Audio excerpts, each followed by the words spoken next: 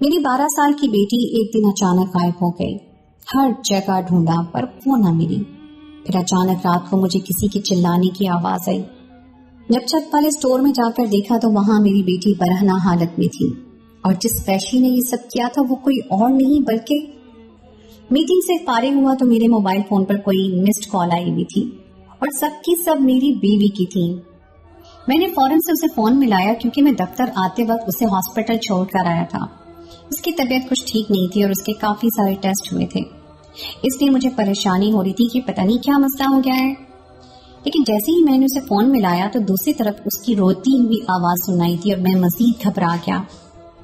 मुझे कुछ समझ नहीं आया। मैंने कहा, नाज बताओ तो सही हुआ क्या है, तुम रो क्यों रही हो? दूसरी तरफ से उसने सिसकियों के बीच रुक रुक कर जो खबर मुझे सुनाई वो सुनकर मेरे कदमों तले से जमीन निकल गई। मैंने घबरा कर नाज से कहा, कैसी बातें कर रही हो, पागल तो नहीं हो गई हो? सही से देखो फलक, आस पास ही कहीं होगी, वो भला कहाँ जा सकती है? लेकिन दूसरी तरफ से वो बस नाज की सिसकियां सुनाई दे रही थी। मैंने उसे तसल्ली दी कि तुम फिक्र ना करो, मैं घर आ रहा हूँ, मिलकर फलक को तलाश करते हैं, वो वहीं कहीं होगी, कहीं नहीं जाएगी। नाज को तो मैंने तसल्ली दे दी थी लेकिन खुद मेरा दिल बहुत तेजी से धड़क रहा था। फलक का मासूम चेहरा मेरी निगाहों के सामने घूम रहा था। मैं सब कुछ छोड़कर तेज स्पीड में मोटरसाइकिल दौड़ाता हुआ वापस घर लौटा। मेरी बीवी बीच गली में बगैर दुपट्टे और बगैर चप्पलों के खड़ी थी। उसकी हालत बता रही थी कि वो ज़हनी तौर पर बिल्कुल भी ठीक नहीं है। मुझे देखते ही वो दौड़कर मेरे पास आई और रोते हुए मेरे सीने से लगकर कहने लगी, फलक कहीं नहीं है, मैंने उसे हर जगह ढूंढ लिया है, मेरी बच्ची न जाने कहाँ चली गई है, पता नहीं वो किस हाल में होगी, मुझे बहुत डर लग रहा है सर, मेरी बेटी को ढूंढ कर लाओ, कहीं उसे कुछ हो ना गया हो, मेरा दिल बहुत घबरा रहा है।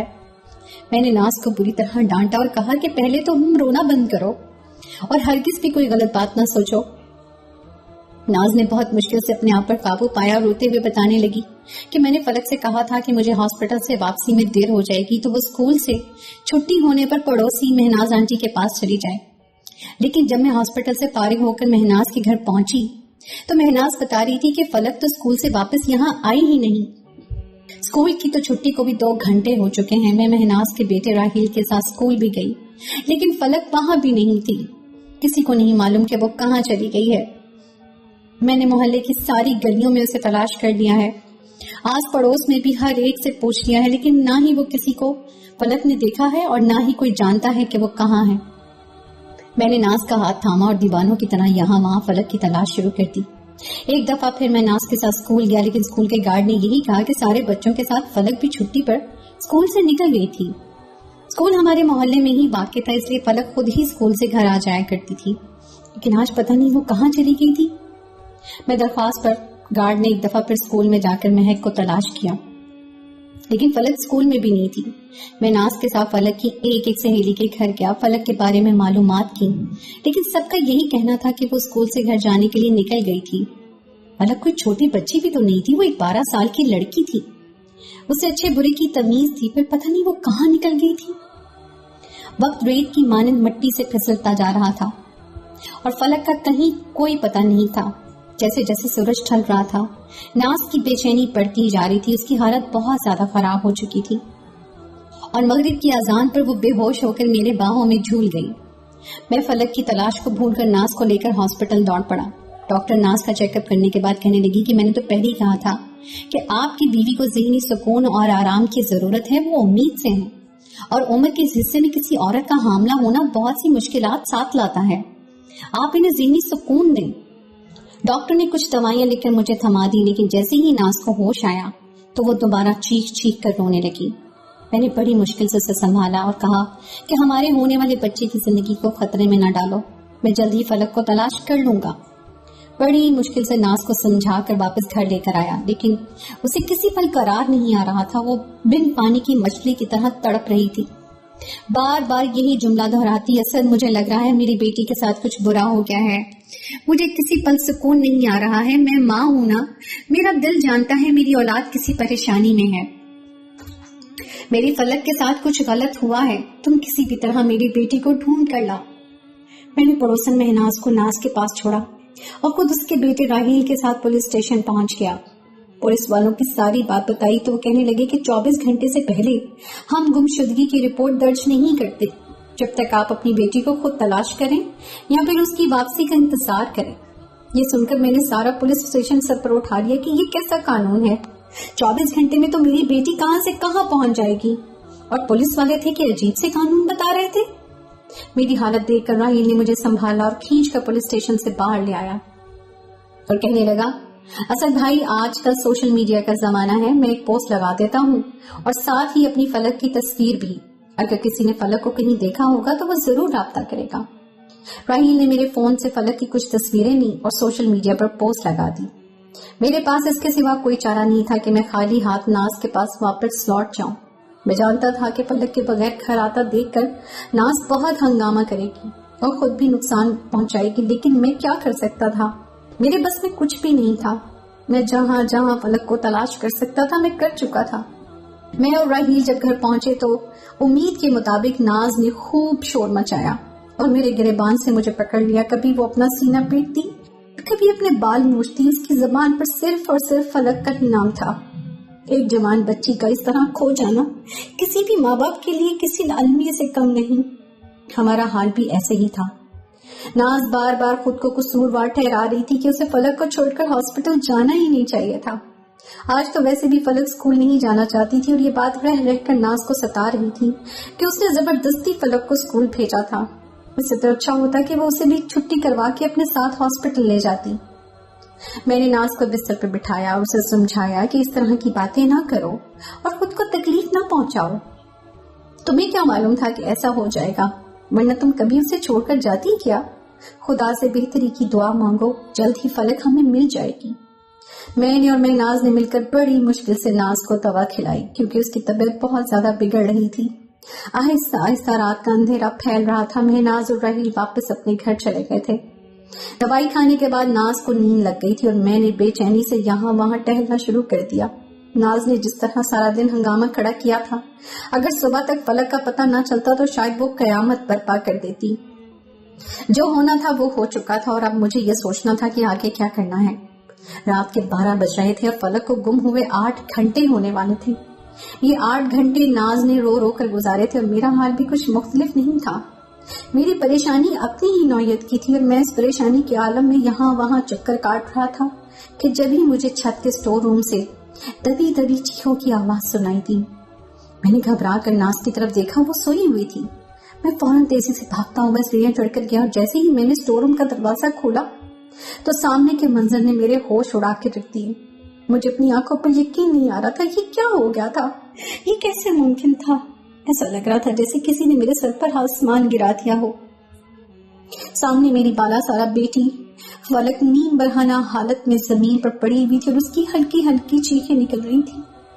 दर्द की शिद्दत से उसकी दबी दबी चीखें सुन रही थी। मैं उसे देखकर मेरे रोंगटे खड़े हो गए थे। मैं सोच भी नहीं सकती थी कि ऐसा हो जाएगा। मैं मरे मरे कदमों से नीम बरहना फलक के करीब पहुंचा तो उसने आंखें खोल दी और जैसे ही उसकी नजर मुझ पर पड़ी वो बुरी तरह चीखने लगी। मैंने जल्दी से उसे खामोश करवाया, लेकिन उसकी फलक शगाफ चीखों ने सारा घर सर पर उठा लिया था। इससे पहले कि मैं उसे संभालता वही हुआ जिसका डर था। मेरी बीवी नाज दौड़ती हुई ऊपर चली आई थी और फलक को यहाँ स्टोर में ऐसी हालत में देखकर उसकी भी चीखें निकल गईं। मैंने बेयकीनी से फलक को, नाज को देखा। ये सब क्या हो गया था। मेरे तो वहां गुमान में भी नहीं था कि ऐसा कुछ हो जाएगा।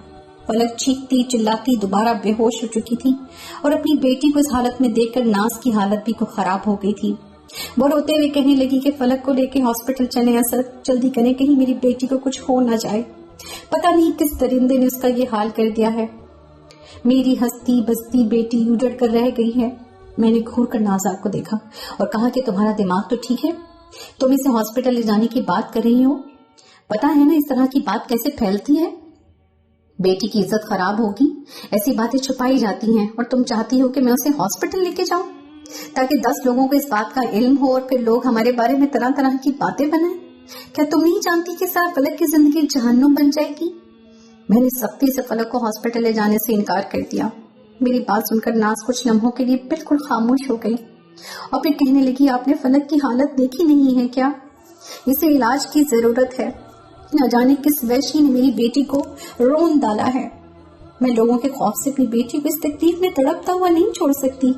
आप अभी और इसी वक्त फलक को उठाएं, हॉस्पिटल लेके चलें। नाज ने जिस अंदाज में ये बात कही थी, मैं उसे इनकार नहीं कर सका था और फलक को लेके हॉस्पिटल दौड़ पड़ा। मैं नहीं जानता था कि ये बात लोगों की नजरों में आए, लेकिन अब क्या हो सकता था। डॉक्टर ने चेकअप करके बताया कि किसी ने बुरी तरह फलक को अपनी ज्यादती का निशाना बनाया है और उसे एक नई जिंदगी मिली है, वरना जो हशर उसका किया गया था उसके बाद जिंदा बचना बहुत मुश्किल था। ये बात तो हम दोनों मियाँ बीवी भी देख चुके थे। फलक अभी तक बेहोश थी और डॉक्टर की निगहदाश्त में थी। नाज मेरे सीने से लगकर रोते हुए कहने लगी, खुदा उस शख्स को बर्बाद कर दे जिसने मेरी बेटी को इस मकाम तक पहुंचाया है। वो कभी सुकून का सांस नहीं ले सके। एड़ियां रगड़ रगड़ कर भी मौत की दुआ मांगे तो उसे मौत नसीब न हो। मेरी फूल जैसी बेटी ने किसी का क्या बिगाड़ा था। हम माँ बेटी तो पहले ही जमाने के सताए हुए थे और अब तो मेरी बेटी के दामन पर ऐसा दाग लग गया है कि मैं सारी जिंदगी भी उसे धो नहीं सकती। मैंने नाज को हौसला दिया और कहा कि मेरे सब्र का वक्त है, हम सब्र के सिवा और कुछ नहीं कर सकते। मैं नहीं चाहता कि पुलिस को इस बारे में कोई इत्तला दूं। हमारे हाथ सिवाय बदनामी के और कुछ नहीं आएगा। मेरी बात सुनकर नाज गुस्से से बिफर गई, कहने लगी, मैं पुलिस को हर हाल में इत्तला दूंगी। मेरी बेटी के मुजरिम को सजा मिलनी चाहिए और मैं जानती हूँ कि ये मुजरिम कौन है। नाज की बात सुनकर मेरे होश उड़ गए और मैंने फौरन कहा कि तुम्हें कैसे मालूम कि ये सब किसने किया है? क्या तुमने कुछ देखा है? नाज कहने लगी, हो ना हो ये मेरी बेटी के बाप का कारनामा है। नाज की बात सुनकर मेरे सर पर आसमान गिर पड़ा। मैंने घबरा कर कहा कि तुम कैसी बातें कर रही हो नाज? नाज कहने लगी, फलक के बाप ने हमें जिंदगी में एक पल भी सुकून से नहीं गुजरने दिया। जिस दिन मेरी उस शख्स के साथ शादी हुई, मेरी जिंदगी जहन्नुम बन गई। मैंने एक एक दिन अजियत में काटा और फिर फलक की पैदाइश पर तो उसने बबाल खड़ा कर दिया, क्योंकि उसे बेटी नहीं बेटा चाहिए था। मुझे लगा था कि जैसे जैसे फलक बड़ी होगी वो मेरी बेटी को कबूल कर लेगा, लेकिन वो तो मेरी बेटी का दुश्मन ही बनता चला गया और यहाँ तक कि बेटी पैदा करने के जुर्म में उस बदबख्त इंसान ने मुझे तलाक दे दी। मुझे लगता था कि मेरी उससे जान छूट जाएगी, मैं उसके जुल्म सितम से आजाद हो जाऊंगी, लेकिन उसने तो आज तक मेरा पीछा नहीं छोड़ा। देखो ना कैसे मेरी बेटी को बर्बाद कर दिया। उसके सिवा और कौन हमारा दुश्मन है? कौन मेरी बेटी के साथ ऐसा जुल्म कर सकता है? मैं जानती हूँ ये किसी और के नहीं बल्कि फलक के सगे बाप का किया धरा है। नाज की बात सुनकर मैंने एक ठंडा सांस खारिज किया और उसे कहा कि ये वक्त जज्बाती होकर फैसला करने का नहीं है। ये सब कुछ जिस किसी ने भी किया है, फिलहाल ये वक्त इस बात का नहीं है। तुम दुआ करो कि हमारी बेटी ठीक हो जाए। मेरी बात सुनकर नाज वहीं बैठकर तस्बीह के दाने पढ़ने लगी। मैं खामोशी से बैठा उसे देख रहा था। हमारी शादी तकरीबन 8 से 7 साल पहले हुई थी और वो आज भी शादी के पहले रोज की तरह ही सादा और मासूम थी। उसके शौहर ने बेटी की पैदाइश पर उसे तलाक दे दी थी। मेके में माँ बाप नहीं थे, 2 भाई और भाभियां थी जो उसको ज्यादा अरसे तक बर्दाश्त नहीं कर सके थे, इसलिए उसकी भाभी ने खुद उसका रिश्ता मेरे साथ तय कर दिया था। उसकी भाभी दरअसल हमारे चचा की बेटी थी और मेरी पहली बीवी मुझसे अलहदगी ले चुकी थी, इसलिए मेरी अम्मा भी मेरी शादी के लिए लड़कियां देख रही थी और यूं नाज की और मेरी शादी करवा दी गई थी। मेरी माँ चाहती थी कि नाज अपनी बेटी को अपने मैके ही छोड़कर आए और उस वक्त उसकी बेटी कोई 7 साल की बच्ची थी, लेकिन नाज के भाई भाभी उसकी बेटी को किसी सूरत नहीं रखना चाहते थे और वहीं नाज ही फलक को उसके भरोसे पर छोड़ना चाहती थी। मैं उसे खुले दिल से फलक को कबूल किया और उससे अपनी माँ से कह दिया कि आज से फलक मेरी भी बेटी है। शुरू में नाज बहुत घबराती थी और फलक को मुझसे बहुत दूर रखती थी। उसे डर था कि कहीं फलक की वजह से हमारे रिश्ते में कोई दरार ना आ जाए। लेकिन शादी के कुछ साल बाद ही जब हमारी कोई औलाद ना हुई तो फलक खुद ही हमारी जिंदगी का अहम तरीन हिस्सा बन गई। मैं अपनी मोहब्बत और वफादारी से नाज को यकीन दिला चुका था कि मैं फलक के लिए एक बेहतरीन बाप हूँ और शायद उसी का बाप भी इतनी मोहब्बत नहीं उसे दे सकता था जितनी मोहब्बत मैंने दी थी। हर गुजरते दिन के साथ नाज का भरोसा मुझ पर मजबूत होता चला गया और फलक मुझसे करीब हो गई। वो मेरी बेटी नहीं थी बल्कि उससे तो मेरी जान बसती थी। उसकी हर छोटी से छोटी ख्वाहिश मैं पूरी करता और उसके लिए नाज से भी लड़ जाता मेरी फितरत बन चुकी थी। और फिर 12 साल की उम्र में जब नाज ने जवानी की दहलीज पे कदम रखा तो वो पहले से भी कहीं ज्यादा खूबसूरत हो गई थी। उसकी बातों में इतनी मोहब्बत और मिठास होती कि मेरा दिल खुद ब खुद उसकी जानिब राग़िब होने लगता। नाज जब मेरे दिल में फलक के लिए ऐसी मोहब्बत देखती तो बहुत खुश होती और कहती कि जिस बच्ची को उसके सगे बाप ने धुतकार दिया آپ نے کس طرح سے اسے سینے سے لگایا ہے، میں اپنے آپ کو خوش قسمت سمجھتی ہوں۔ ہم تینوں ایک ساتھ بہت اچھی زندگی گزار رہے تھے اور پھر پتا چلا کہ ناز امید سے ہو گئی ہے، تو ہمارے گھر میں خوشی کی لہر دوڑ گئی، لیکن اس کی طبیعت بہت زیادہ خراب رہنے لگی تھی اور اسی وجہ سے آئے دن ہاسپٹل جانا پڑتا تھا۔ میرے اور اس کے رشتے میں کافی دوری آ گئی تھی۔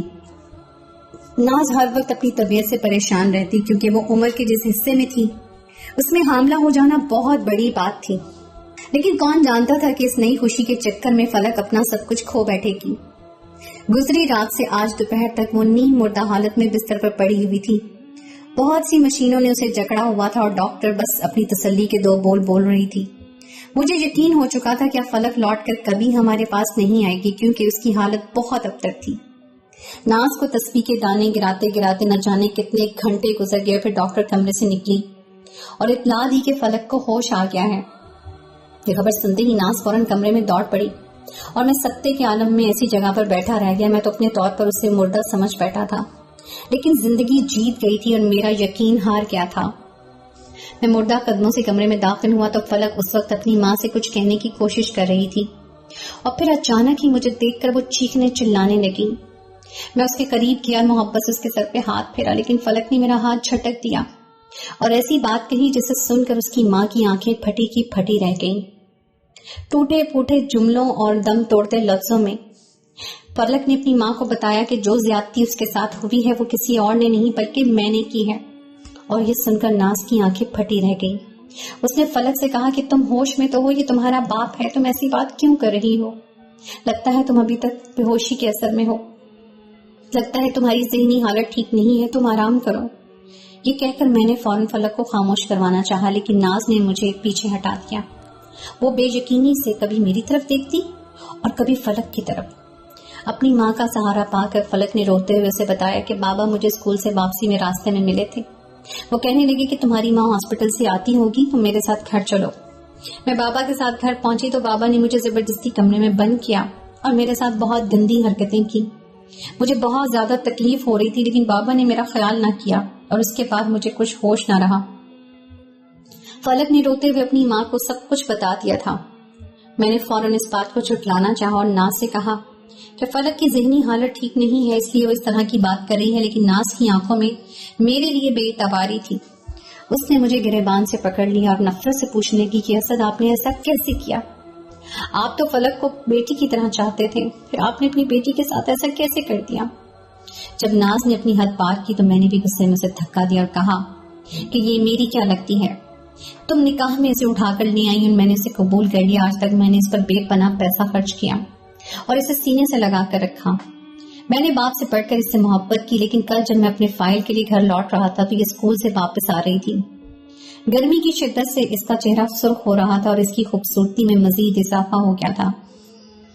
پھر میں خود کو روک نہ پایا، ویسے بھی یہ کون سی میری سگی اولاد تھی۔ تنہائی میں مجھ پر شیطان غالب آ گیا تو میں نے اپنے اندر کی تشنگی دور کر لی، اور جب مجھے لگا کہ یہ مر گئی ہے تو میں اسے اوپر سٹور میں چھوڑ کر آیا۔ مجھے لگا تھا یہ سلسلہ یہی ختم ہو جائے گا، تم کچھ دن تک اسے ڈھونڈو گی اور پھر معاملہ دب جائے گا۔ مجھے کیا معلوم تھا یہ مری نہیں ہے بلکہ بے ہوش ہوئی ہے۔ آدھی رات کو اسے ہوش آ گیا اور اس کی چیخوں نے سب کچھ برباد کر دیا۔ جب سچائی کھل گئی ہے تو میں نے بھی اس بات کا اعتراف کر لیا تھا۔ ناز نے مجھے دھکا دے کر وہاں سے نکال دیا اور کہنے لگی کہ وہ مجھ پر پولیس کی کارروائی کرے گی، لیکن میں جانتا تھا کہ ویسا کچھ نہیں کر سکتی کیونکہ اس کے آگے پیچھے کوئی نہیں تھا۔ ان دونوں ماں بیٹی کا میرے سوا اور کون تھا جو میں ان کی دھمکیوں سے خوف زدہ ہوتا؟ میں نے اپنے طور پر پورا کھیل رچایا تھا، لیکن قدرت کو کچھ اور ہی منظور تھا، اس لیے سارا کھیل کھل کر سامنے آ گیا۔ میری سوچ بالکل صحیح ثابت ہوئی تھی۔ ناز نے پولیس میں رپورٹ درج نہیں کروائی تھی۔ دونوں ماں بیٹی ہاسپٹل سے چھٹی ہونے کے بعد نہ جانے کہاں غائب ہو گئے تھے۔ مجھے بھی ان کا کوئی سراغ نہیں ملا تھا۔ شاید ناز اپنی بیٹی کو مجھ سے بچا کر کہیں دور چلی گئی تھی۔ میں نے پاس پڑوس والوں کو یہی بتایا تھا کہ فلک کی گمشدگی کی وجہ سے ناز پاگل ہو گئی ہے اور میں نے اسے گھر چھوڑ دیا ہے۔ میں ایک دفعہ پھر تنہا زندگی گزار رہا تھا۔ اب تو میری ماں بھی مر چکی تھی اور پھر پورے 2 سال بعد مجھے پتا چلا کہ مجھے کینسر ہے، اور یہ جان کر میرے رونگٹے کھڑے ہو گئے کہ میں آخری سٹیج پر ہوں اور کسی بھی لمحے زندگی ہار سکتا ہوں۔ مجھے ہر وقت ناز کی بددعائیں یاد آنے لگی تھی۔ میں مرنے سے پہلے فلک اور ناز سے معافی مانگنا چاہتا تھا، لیکن میرے پاس ان دونوں کا کوئی اتا پتا نہیں تھا۔ ہر گزرتے دن کے ساتھ میری حالت خراب ہوتی جا رہی تھی۔ میں دن رات دعا مانگتا ہوں کہ مجھے معافی مل جائے، لیکن مجھے کسی پل سکون نہیں آتا۔ میں جان گیا ہوں یہ سکون مجھے فلک سے معافی مانگنے کے بعد آئے گا، لیکن میں ان دونوں ماں بیٹی کو کہاں ڈھونڈوں؟ جو کچھ میں نے کیا شاید آج میں اس کی سزا کاٹ رہا ہوں۔ میں اکیلے گھر میں کینسر جیسی بیماری میں مبتلا ہو کر بستر پر پڑا ہوں۔ یوں میری نوکری بھی چلی گئی ہے اور کھانے پینے کے لالے ہیں۔ میں ان دو مظلوموں کے آگے خدا بن گیا تھا، اور آج قدرت نے مجھے بتا دیا تھا کہ میری حیثیت ایک کیڑے سے زیادہ نہیں تھی۔ مجھے اپنے کیے پر پچھتاوا ہے۔ آپ بھی میرے حق میں دعا کر دیں۔